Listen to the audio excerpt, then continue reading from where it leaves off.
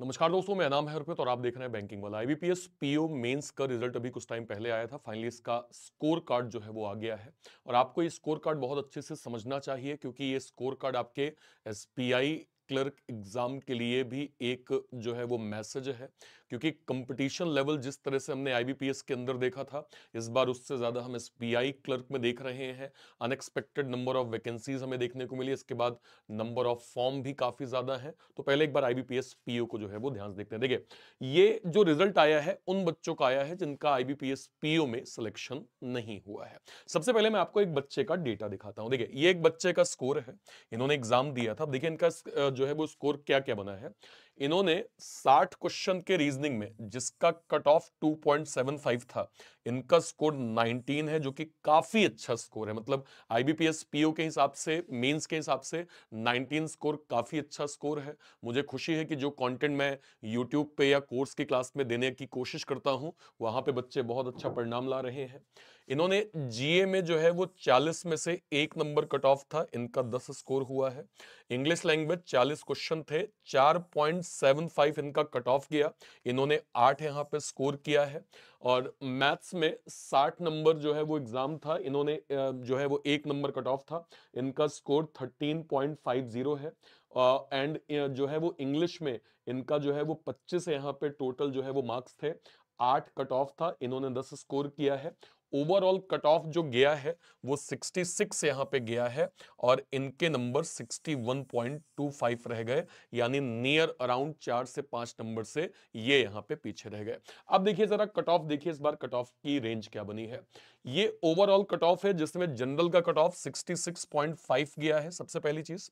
इसके बाद अगर मैं एससी की बात करूं 54, देन यहां पे एसटी की बात करें 47, ओबीसी की बात करें 66, देन यहां पे ईडब्ल्यूएस की बात करें 64.75, इसके अलावा HI category 23, OC category 46, VI category 37, ID category 35.25। आप जनरल का कट ऑफ देखिए 66 यहां पे ओवरऑल कट ऑफ गया। अभी अभी मैंने आपको जो है वो सब्जेक्ट वाइज बता दिया कि लगभग कट ऑफ जो है वो कितना गया था। रीजनिंग का जो है वो 5.75 जनरल ईडब्ल्यूएस और बाकी कैटेगरी 2.75।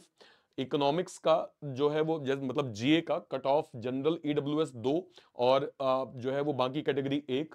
इंग्लिश का 7.75, देन अदर कैटेगरीज 4.75। मैथ्स का general EWS 2.25, other categories 1 number. English का जो है वो डिस्क्रिप्टिव पैटर्न था, उसका 10 यहां पे और अदर कैटेगरीज 8.75। अब सेम तुलना हम जरा लास्ट ईयर से करते हैं।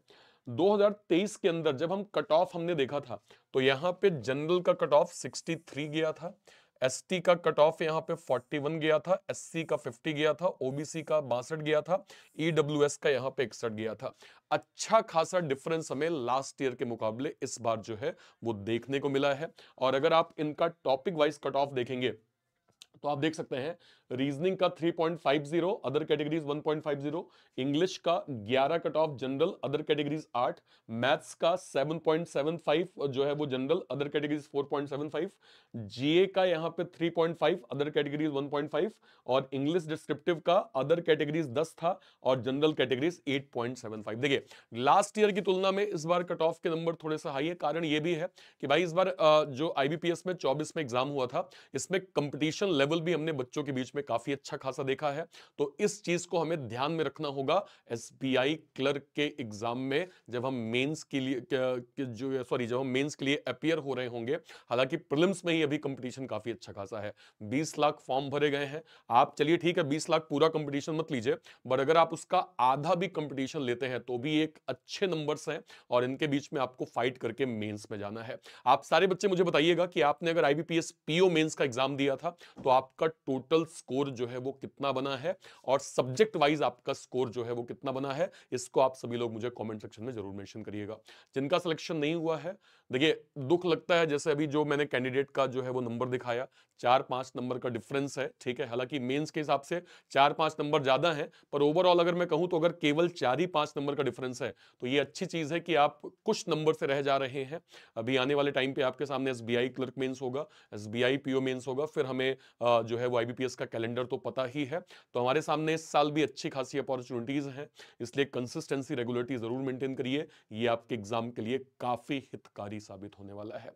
ध्यान रखिएगा 2025 के एग्जाम को टारगेट करते हुए हमने रीजनिंग का एक कंप्लीट फाउंडेशन बैच लॉन्च किया है। बिल्कुल एक प्री और मेंस का फाउंडेशन बैच है, जहां पे हम लोग कंप्लीट रीजनिंग की स्टडी जो है वो आईबीपीएस एग्जाम्स के लिए, एसबीआई एग्जाम्स के लिए, सभी इंश्योरेंस के एग्जाम्स के लिए, सभी तरह के बैंकिंग और इंश्योरेंस एग्जाम का वन स्टॉप सोल्यूशन आपका ये जो है वो रीजनिंग का कंप्लीट बैच होने वाला है, जिसकी बहुत नॉमिनल फीस हमने रखी है, केवल और केवल 499 रुपए, अगर आप इस इंडिविजुअल बैच को यहां पे अवेल करते हैं तो। इसके अलावा हमने रीस्टार्ट का भी एक फाउंडेशन बैच लॉन्च किया है। ये फाउंडेशन बैच 2025 के सभी एग्जाम्स को बिल्कुल बेसिक से कवर कर रहा है, चाहे वो बैंकिंग हो, एसबीआई हो, आईबीपीएस हो या फिर इंश्योरेंस एग्जाम हो, सभी में हम प्री और मेंस की सभी सब्जेक्ट की बिल्कुल बेसिक से स्टडी कर रहे हैं। तो आप इस बैच के माध्यम से अपनी 2025 की स्टडी यहां पे प्रॉपर कर सकते हैं।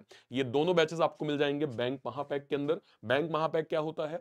अगले 1 साल तक banking, insurance, SEBI, NABARD, RBI के जो भी बड़े नोटिफिकेशंस के जो भी बैचेस बनेंगे, वो सब आपको बैंक महापैक के अंदर 1 साल तक फ्री ऑफ कॉस्ट मिलने वाला है, जिसकी 1 साल की फीस केवल और केवल 2799 रुपए यहां पे रखी गई है। ठीक है, चलिए आप मुझे सारे बच्चे कमेंट सेक्शन में अपने मार्क्स आप सभी लोग जरूर बताइएगा, और भी कोई क्वेरी होती है कमेंट सेक्शन में अपनी बात आप जरूर रखिएगा। Till then bye bye, thank you so much, जय हिंद, थैंक यू।